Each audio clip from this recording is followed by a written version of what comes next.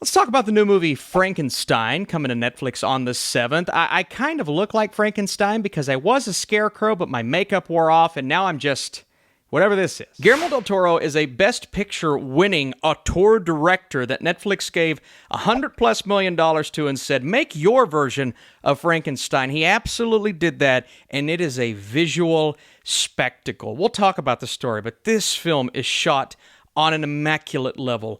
Every single frame, scene, sequence, it starts out on an action-heavy note, and you get to see us build up to these eventual flashbacks to where you see Victor Frankenstein and how this monster came to be, and then the monster side of things, and a phenomenal performance by Jacob Elordi. Look, Oscar Isaac is good, Mia Goth, Christoph Waltz, but Jacob Elordi is Oscar nomination worthy in this film as Frankenstein's monster. I know that sounds crazy, but I promise he's that good in the movie. I don't believe you. Now, the storytelling technique is going to throw some people off. It did me in the beginning, and the pacing was a little strange, going all the way back to the beginning of Victor's life, but inevitably I got invested in that side of the story, and ultimately I got emotionally hooked the closer we got to the monster himself. And there's a romantic aspect, all of the things that you expect with the story of Frankenstein,